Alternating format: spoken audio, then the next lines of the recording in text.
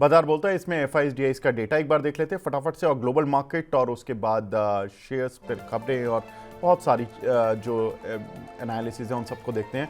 FIIs ने कल 27 से 14 करोड़ की सेलिंग की है, डीआईज ने 3253 करोड़ रुपए की बाय की है। एक बार देख लेते हैं कौन सा डेटा है जो कि आज ग्लोबल मार्केट्स में चल रहा है। ग्लोबल मार्केट किस तरह से ट्रेड कर रहे हैं, तो आज 2.5 से 3% गिरे हुए हैं कोस्पी, निकाई, हैंसेंग, और चाइना में करीब 1 से 2% की गिरावट। कल यूएस मार्केट भी गिरकर बंद हुआ था। एक बार देख लेते हैं आज के टॉप गेनर्स और लूजर्स कौन से काउंटर हैं जो कि आज अच्छा काम कर रहे हैं। तो अच्छा काम करने वाले शेयरों में ATGL, Acme Solar, Fluorochem, Safari, NTPC, Greens, ये सभी शेयर्स हैं जहां पर कि एक अच्छा उछाल देखने के लिए मिल रहा है 2.5 से 8% तक का। साथ ही देख लेते हैं कौन से काउंटर हैं जो कि आज वीकनेस दिखा रहे हैं। तो वीक काउंटर हैं Dodla dairy, Hind Petro, HDFC Bank, NBCC और पेट्रोनेट एलएनजी। यहाँ पर करीब 4.5% से लेकर 8% तक की गिरावट देखने के लिए मिल रही है। तो ये कुछ एक काउंटर जहाँ पर कि प्रेशर देखने के लिए मिल रहा है। लेकिन आज जो पूरे ओवरऑल मार्केट पर प्रेशर है वो इसलिए है, ईरान ने दुनिया के सबसे बड़े गैस प्लांट पर हमला किया है जो कि कतर में था, रास लाफान, और ये दुनिया का सबसे बड़ा एलएनजी प्लांट था जो कि दोहा से, उनकी राजधानी से करीब 80 किलोमीटर दूर है, और प्लांट पर काफ़ी नुकसान होने की खबरें हैं। हालांकि कतर ने 2 मार्च से ही इस प्लांट से प्रोडक्शन बंद कर दिया था। लोगों को किसी की जान नहीं गई है, कर्मचारी सुरक्षित हैं क्योंकि 2 मार्च से काम ही बंद चल रहा था, तो वो लोग तो अपने सुरक्षित हैं। लेकिन प्लांट में डैमेज आया। यहाँ से, इस प्लांट से दुनिया की करीब 20% एलएनजी गैस का उत्पादन होता है। तो ये एक थोड़ा सा डेट्रीमेंटल इम्पैक्ट पड़ेगा दुनिया भर के उन देशों पर जो कि गैस का इंपोर्ट कतर से करते हैं, और उस लिस्ट में इंडिया भी टॉप पर आता है। तो ये एक इंडिया के मार्केट के साथ प्रॉब्लम हुई है। ईरान ने सऊदी और यूएई के तेल गैस प्लांट पर भी हमले की धमकी दी है। खबरों के चलते तेल गैस कीमतों में जोरदार उछाल देखने के लिए मिला है। ब्रेंट क्रूड जो $110 के पार पहुंचा, और गैस कीमत करीब $3.25 पर MMBTU के आसपास पहुंच गई है। फ्रांस के राष्ट्रपति ने ट्रंप से इस मुद्दे पर बातचीत की है। उन्होंने कहा कि सिविल इंफ्रास्ट्रक्चर पर हमला करना गलत है, यानी कि यूरोप के भी अब देश धीरे धीरे करके इस युद्ध की तरफ अब उनको मजबूरी में आना पड़ रहा है, ऐसा दिख रहा है। तपन सर, ये बताएं, पहले तो ये जो अब गैस और तेल गैस के जो इंफ्रास्ट्रक्चर पर अब जो हमले होने शुरू हो गए, यानी कि ये युद्ध दूसरी साइड पर जा रहा है। पहले शुरुआत इस तरह से हुई थी कि हम न्यूक्लियर साइड को ख़त्म करेंगे, खामनाई को ख़त्म करेंगे, वो ख़त्म हो गए। अगर ईरान पे अभी तक न्यूक्लियर बम होते तो वो अब तक चला भी चुका होता, इतने वेट नहीं करता। तो ये भी क्लियर हो गया कि आपके पास न्यूक्लियर बम नहीं है। अब अमेरिका का कौन सा ईगो है जो कि ईरान से शांत होना है, वो पता नहीं। अब ये जो ईगो चल रहे हैं सर कि गैस इंफ्रा पर और तेल गैस इंफ्रा पर खर्च, ये बम गिरा रहे, ये कहीं ऐसा तो नहीं सर सोचा समझी साजिश है कि अमेरिका अपना तेल गैस बेचना चाहता है या कुछ करना चाहता है इंटरनेशनली? क्या इसके पीछे लॉजिक चल रहा है सर? जी। नहीं, मुझे तो ऐसा लग रहा है कि ट्रम्प निकलना चाहते लेकिन निकल नहीं पा रहे, और कहीं ना कहीं ये इजराइल अपने एंड से करते जा रहा है। क्योंकि ट्रम्प का भी आज मैंने एक मैसेज जो अभी पोस्ट किया था कि इजराइल ने ये अटैक किया था, हमें पता नहीं था। अभी देखो इजराइल अटैक कर रहा है और इनको पता नहीं है, यानी कहते हैं ना इजराइल अपने हिसाब से खेल रहा है। और इजराइल तो चाहता ही है तबाह करना ईरान को, और वो इनडायरेक्टली चाहता है कि जीसीसी कंट्रीज में भी सब इन्वॉल्व हो और कहीं ना कहीं ईरान का खात्मा हो जाए, उसीलिए वो कर रहा है। अब जो ट्रम्प बोले, ट्रम्प के बयान से मैं बोलूं कि उनको पता नहीं था, पता होगा तो। लेकिन मुझे ऐसा लग रहा है कि नो समहाउ ट्रम्प बहुत ही बुरी तरह से फंस गए यहाँ। वो निकलना चाहते, निकल नहीं पाए। नेटो भी उनको भी हेल्प नहीं कर रहा है। और अगर ईरान को भी अगर ले लेते तो ऑयल तो उनके हाथ में नहीं आने वाला है। तो कहीं ना कहीं वही घुस, यानी कहते हैं अंदर घुसे चले जा रहे हैं और वो बाहर निकल नहीं पा रहे हैं। और इसराइल यहाँ नो समहाउ उनको जो यूएस का सपोर्ट मिला और वो शील्ड में वो अपने हिसाब से नो अटैक पे अटैक किए जा रहे हैं। और यहाँ लेकिन ये लंबी चीज हो गई। देखो ये जो अटैक हुआ वो लोग वही बोल रहे थे, और जो जीसीसी भी बोल रहे थे कि भाई कहीं ना कहीं यहाँ अटैक नहीं होना चाहिए, और वही ये एंड था। यानी ये अभी कर दिया ना, तो अभी पता नहीं ये कितना लंबा वॉर चलेगा। और अगर ये इस तरह से एनर्जी फील्ड में अगर अटैक करेंगे तो एनर्जी का सिक्योरिटी का तो बहुत बड़ा इशू होने वाला है। हम तो अभी देख ही ले रहे हैं, हमारे पास जो ये कहते हैं ना कि बास्केट है हमारा, वो $140 पे मिल रहा है फिजिकली ऑयल का। और सीएनजी का तो ऑलरेडी इशू है। अब कतर का अगर और प्लान डिले होता है तो हमारे लिए कहाँ से आएगा, क्योंकि जो भी इंपोर्ट करे उसमें भी टाइम हो रहा है। तो आगे जाके हमें तो गैस में तो बहुत बड़ा प्रॉब्लम लग रहा है, क्योंकि पेट्रोल में तो अभी भी इतना दिख नहीं रहा है, गैस में ज़्यादा प्रॉब्लम है। तो वो जाके हमारे लिए भी बड़ा इशू है। तो ये लंबा चलेगा ऐसा लग रहा है, और कहीं ना कहीं अगर ये रुका नहीं तो प्रॉब्लम है। और ऊपर से ट्रम्प ने क्या किया है कि अपने कांग्रेस से $200 बिलियन का सैंक्शन मांगा है ईरान वॉर के लिए। अब उन्होंने खर्चा कुछ $11 बिलियन का कर दिया है कुछ पहले 7 दिन में। चलो अगर ये 20 दिन के गिन ले, 19 दिन का, तो चलो समझ लो $25 बिलियन खर्च किया। तो अभी $200 बिलियन मांगे तो क्या ये युद्ध लंबा चलेगा? और ये युद्ध लंबा चले तो हमारे लिए तो बहुत बड़ी समस्या है, क्योंकि एलएनजी का सप्लाई तो सही में काफी, आपको पता ही है सर कि किस तरह से होटल्स में तंगी आ रही है, और मेनू भी कट रहा है। तो ये फिर प्रॉब्लम आएगा हमारे लिए, तो इशू तो बहुत बड़ा है ये। बिल्कुल ठीक बात है। तो यहाँ पर देखिए इशू तो बहुत बड़ा है। शरद सर, मैं दो तीन शेयर्स पर आपसे राय लेना चाहता हूँ। Petronet LNG, Gujarat state Petronet, GSPL और ओएनजीसी, इन तीन पर सर सबसे ज़्यादा ये गैस का इम्पैक्ट पड़ता है।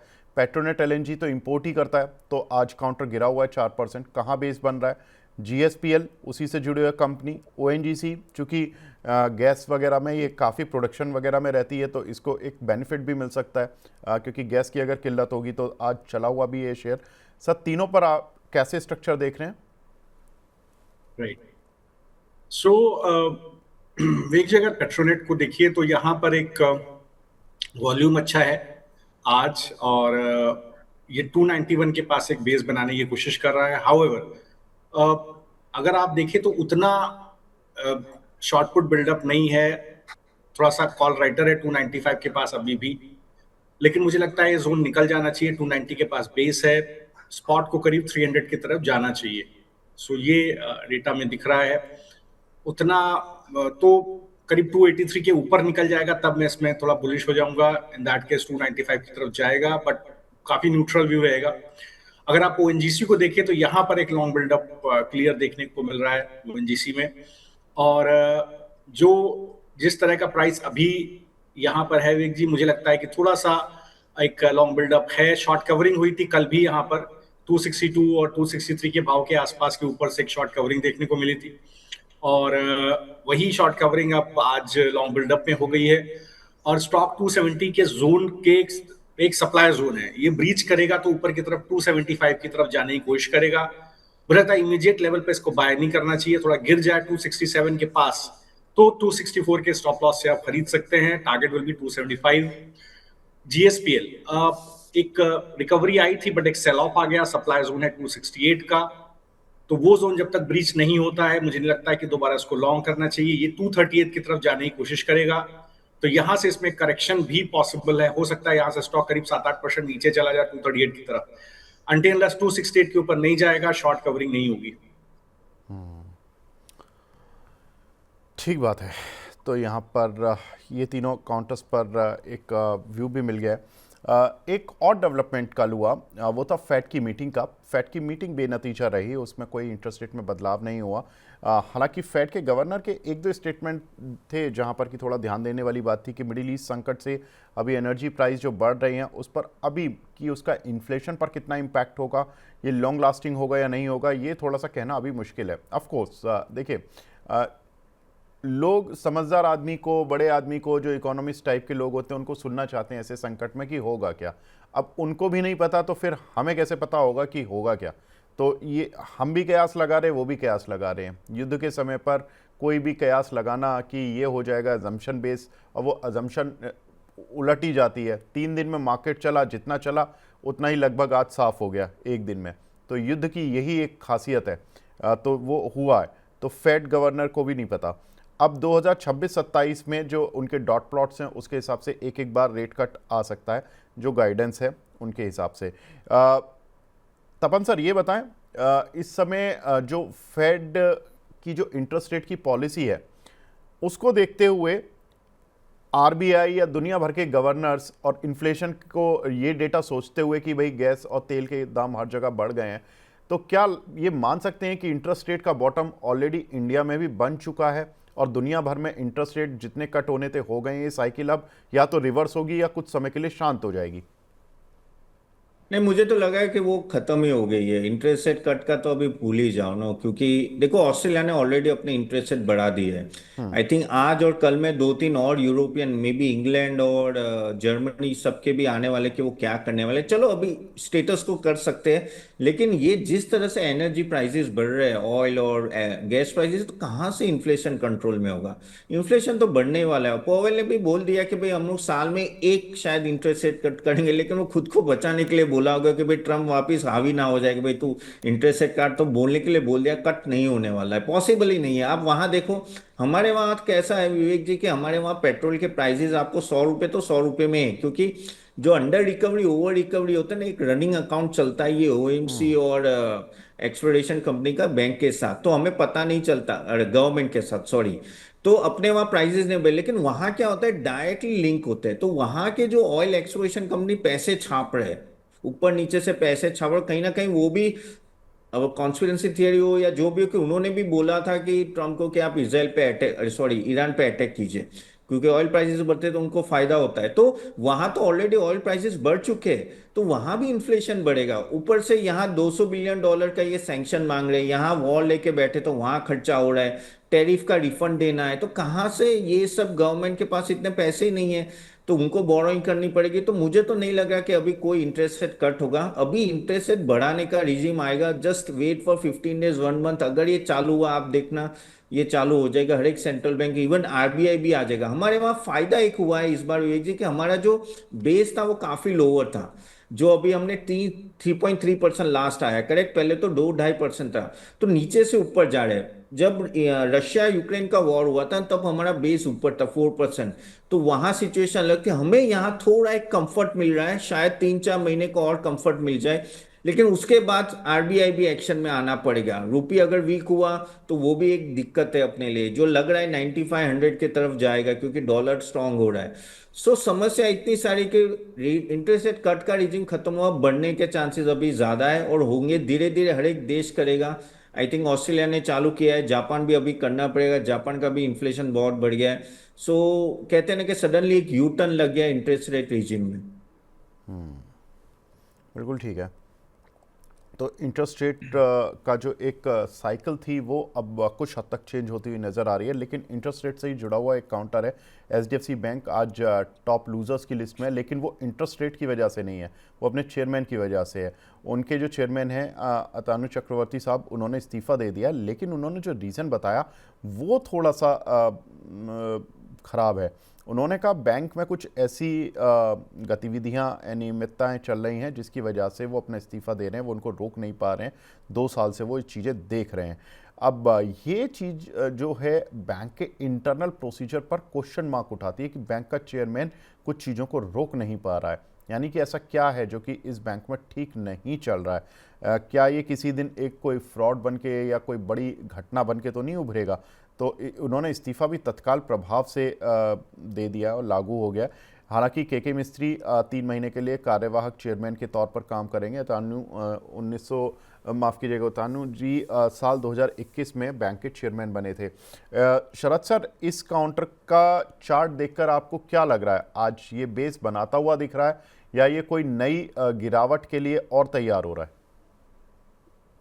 विवेक जी देखिए, जब हम लोग मेरे ख्याल से 24 फरवरी के बाद से लगातार डिस्कशन कर रहे हैं कि एचडीएफसी बैंक वीक है, 900 रुपए के पास भी वीक था, और अभी भी कल मेरे ख्याल से आपने मुझसे एक सवाल पूछा था, सुबह मैं आप ही के बारे में सोचा था, आप कितने सही चीज पूछते हैं। कल आपने मुझसे सवाल पूछा था कि क्या बैंक निफ्टी में स्ट्रेंथ है या बैंकिंग स्टॉक्स में स्ट्रेंथ है, और मेरे मुंह से यही निकला था कि डिलीवरी बेस्ड बाइंग नहीं है कुछ भी बैंकिंग के अंदर, एचडीएफसी बहुत कमजोर है।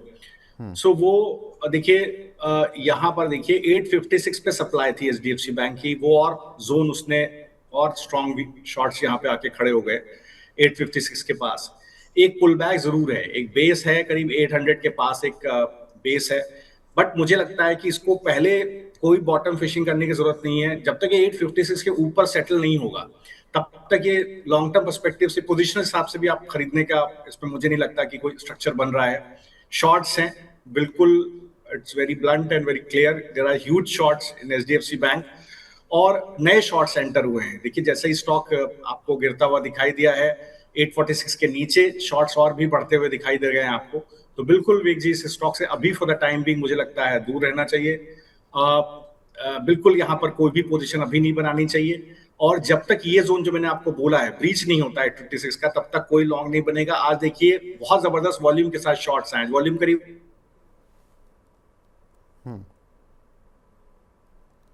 लगता है शरद सर के साथ संपर्क थोड़ा सा हट गया है। फिलहाल दोबारा कनेक्ट करने की कोशिश करेंगे, हम लगातार 1-2 दिन से बात कर भी रहे हैं। तमन भाई ये बताएं, ये एचडीएफसी बैंक ये कितना सीरियस कंसर्न है इस बैंक के लिए, जिस तरह के उन्होंने आरोप लगाकर ये बैंक छोड़ा है? नहीं देखिए विवेक जी, ऑफ कोर्स नो, हम लोग हमेशा एचडीएफसी बैंक का गवर्नेंस यानी कहते हैं गोल्ड स्टैंडर्ड बोलते हैं। और जब गोल्ड स्टैंडर्ड के नो हम लोग बोलते हैं तो यानी कुछ ऐसे प्रॉब्लम नहीं आने चाहिए, लेकिन ये तो चेयरमैन ही निकल रहे और वो एलिगेशन लेके डाल के निकल रहे कि भाई आई एम, मैं थोड़ा कंसर्न हूँ जिस तरह से काम काज चल रहा है एचडीएफसी। तो वो एक आई थिंक, अब पता नहीं मुझे कि आपको ज़्यादा पता कि प्रेस कॉन्फ्रेंस होने वाली है कि नहीं है, लेकिन आज मैंने जितना भी सुना और जितना भी मुझे पता चला है तो ऐसा लग रहा है कि इंटरनल कॉन्फ्लिक्ट है विद इन द मैनेजमेंट। कहीं ना कहीं the way he was executing और जो मैनेजमेंट सीनियर्स है उनके साथ तालमेल थोड़ा कम था।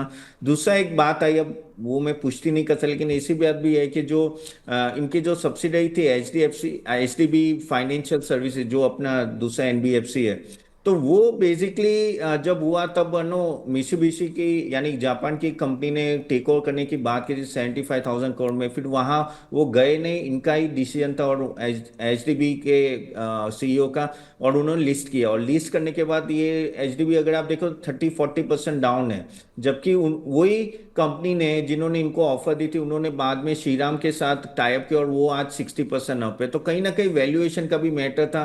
तो डिसएग्रीमेंट कहीं ना कहीं मैनेजमेंट के साथ रहा है, अभी क्या है वो हमें इंटरनल तो पता नहीं है, लेकिन ये चीज बाहर नहीं है, ये चीज जो बाहर आई है वो अच्छी बात नहीं है, क्योंकि अगर आप देखें तो सबसे बड़ा एफआईआई बाइंग जो है वो एचडीएफसी बैंक में ही है। अब वो सेल करेंगे हर एक लेवल पे, और ये बैंक ने ऑलरेडी 4-5 साल से परफॉर्म नहीं किया है। तो आगे जाके तो कहीं ना कहीं, अब आज आप देखो 7.5-8% डाउन था, थोड़ा ऊपर आया है, लेकिन वो वैल्यू बाइंग की वजह से है। लेकिन मुझे नहीं लग रहा कि उस तरह का ग्रोथ अभी एचडीएफसी बैंक से एक्सेप्ट कर सकते हैं। मैं तो काफी 2 साल से मैं I am not positive on this bank. So I think currently even तो नीचे मिले मैं तो अवॉइड ही बोलूंगा, और थोड़ा वेट कर लेते, क्या सही में था, क्या गवर्नेंस इशू थे, वो जानना भी जरूरी है। तो गवर्नेंस इशू जो थे वो थोड़ा सा जानना ज़रूरी है अभी, और ये थोड़े से इशू जो बने हैं ये थोड़े से सीरियस नेचर के हैं। एनीवेज आगे बढ़ते हैं। अगला जो एक शेयर है वो है मन्नापुरम फाइनेंस, जहां पर कि बेन कैपिटल को कंपनी अधिग्रहण की आरबीआई से मंजूरी मिली है, जिसमें कि ये कंपनी में करीब 41.66% हिस्सा खरीदेंगे। हिस्सा खरीद पर करीब 4385 करोड़ रुपए का खर्च होगा। मौजूदा प्रमोटर भी कंपनी में जॉइंट प्रमोटर के तौर पर रहेंगे। मौजूदा प्रमोटर का हिस्सा करीब 28.9% रहेगा। तो एक तरह से यहाँ पर एक फॉरेन पार्टनर इनको मिल गया है मन्नापुरम फाइनेंस को। शरद सर, कैसा दिख रहा है चार्ट पर स्ट्रक्चर मन्नापुरम फाइनेंस का? तो एक सप्लाई जोन है 275 के पास काउंटर में, और नीचे 260 के पास एक अच्छा बेस बना हुआ है। आज एक कंसोलिडेशन है काउंटर के अंदर, हो सकता है बाजार थोड़ा स्टेबल हो तो ये जो सप्लाई जोन है 275 पैसे उसको ब्रीच करे, ऊपर की तरफ निकलने की कोशिश करे। और मुझे लगता है कि थोड़ा सा हाँ, तो ये बिल्कुल एक जोन रहेगा। लॉन्ग कटे नहीं है, लॉन्ग का बेस अभी भी बना हुआ है 260 के पास जो कल लॉन्ग थे, और किसी तरह की कोई सेलिंग आई नहीं है, कोई शॉर्ट साइड पे वॉल्यूम दिखता नहीं। मुझे लगता है ये वही जो मैंने आपको बोला 275 के ऊपर विवेक जी निकल जाएगा तो ये अगला मूव लेगा करीब 295-300 की तरफ। बेस रहेगा 260 के नीचे फिसल जाता है तो एक बार आपको लॉन्ग अनवाइंडिंग देखने को मिलेगी। एक काउंटर बेल राइज, जहां पर कि चेस्टर हॉल प्रीसीजन का इन्होंने एक 100% स्टेक खरीदा है। इस खरीद पर 1.3 करोड़ पाउंड का खर्च करने जा रही है कंपनी बेल राइज। तपन भाई, इस काउंटर को लेने की वजह एक्विजिशन से ज़्यादा इस काउंटर की जो पोजीशनिंग है वो इस तरह की है, लोगों को बहुत पसंद आता है, क्योंकि ये स्ट्रेंथ वाला काउंटर है। 160 के नीचे इजीली जाता नहीं, और इस पूरी गिरावट में भी 180, 170, 190 की रेंज में ही चल रहा है। तो यहाँ पर आपका टेक सर? नहीं अभी जी मैं काफ़ी पॉजिटिव हूँ बेल राइस में। जैसे डिस्क्लेमर ये हमारे पोर्टफोलियोज में भी है और बहुत नीचे के दाम पे लिए थे, लेकिन ये अगर ये कंपनी भी अगर आप देखें ना तो काफ़ी अच्छा ईवी अपॉर्चुनिटी में बहुत ही अच्छी तरह से ग्रैब कर पा रहा है। और जिस तरह से ऑटो डिमांड बढ़ रहा है और ईवी का फोकस बढ़ रहा है, आई थिंक ये डायरेक्टली इनको बेनिफिशियल हो रहा है। ईबीटा मार्जिन भी 15% के आसपास रहता है। अगर आप देखो तो नो नए ओईएम क्लाइंट्स भी बहुत सारे ऐड हो रहे हैं धीरे धीरे, और 2027 में भी ऐड हो गए। कैपेसिटी एक्सपेंशन पे भी काम कर रहे हैं। तो ये स्टॉक अगर आप देखें तो बहुत ही अच्छी तरह से बढ़ा है। ऑफकोर्स वैल्यूएशन थोड़ा हाई है, लेकिन प्रोस्पेक्ट्स भी अच्छे हैं कंपेरेटिवली। आरओसी पे अगर देखें तो 20% के आसपास है। हाँ, थोड़ा अभी वर्किंग कैपिटल पे उनको देखना पड़ेगा, क्योंकि जिस तरह से एक्सपेंशन कर रहे तो वहाँ थोड़ा स्ट्रेस आ सकता है। और जो तीन ओईएम प्लेयर्स है बड़े, उन पे काफ़ी हद तक फोकस है। सो आगे जाके मुझे लग रहा है कि इसके भी प्रोस्पेक्ट्स अच्छे हैं। ये थोड़ा स्लैग पीरियड है, लेकिन यहाँ अगर स्टॉक्स नीचे के लेवल पे मिलता है तो I think this is a good stock ना, जो आप थोड़े लंबे समय के रखे ये एक अच्छा फायदा भी करा सकते हैं। और ये ईवी सेगमेंट में अच्छा खासा पेनिट्रेशन, तो उनको फायदा भी हो रहा है। बिल्कुल ठीक है। तो बेल राइस पर एक टेक मिला हमें तपन सर का। नेटको फार्मा पर एक टेक लेते हैं, जिसमें 24 मार्च को एक बोर्ड बैठक होने जा रही है। एग्री डिवीज़न के डिमर्जर का प्रस्ताव है। इसमें नेटको क्रॉप हेल्थ, ये एक उनकी एग्री डिवीज़न है जिसका डिमर्जर होने जा रहा है और सब्सिडी बनाने का इसका प्लान है। शरद सर, नेटको फार्मा एक स्ट्रॉन्ग काउंटर रहा पिछले कुछ समय पहले, अभी क्या लग रहा है सर काउंटर?